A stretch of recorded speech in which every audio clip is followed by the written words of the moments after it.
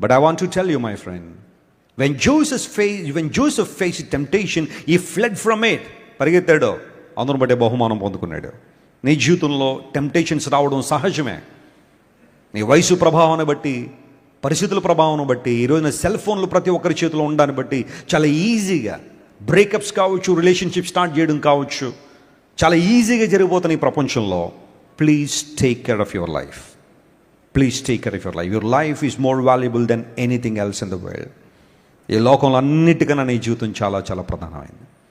అమ్మాయిలు జాగ్రత్త.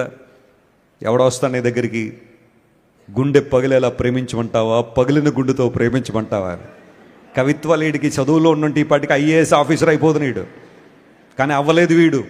రోడ్ల మీద తిరుగుతూ ఎక్కడో పట్టేసాడు ఈ కవిత్వాన్ని, పట్టుకొచ్చి అంటాడు నీ దగ్గర గుండె పగిలేలా ప్రేమించమంటావా, పగిలిన గుండెతో ప్రేమించమంటావంటే వెంటనే టెక్స్ట్ అయితే టెక్స్ట్, పేపర్ మీద రాస్తే రాయి, తెలుగులో వస్తే తెగిన చెప్పుతో కొట్టమంటావా, చెప్పు తెగేదా కొట్టమంటావా అని రాసేయి.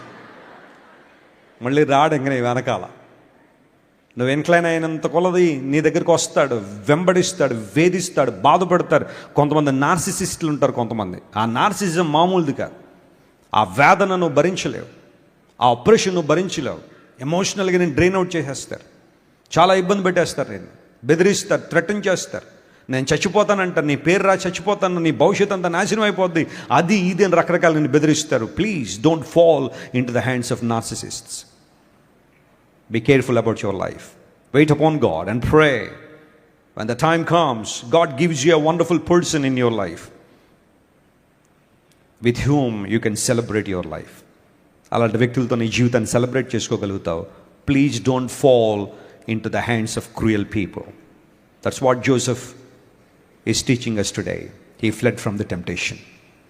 And finally,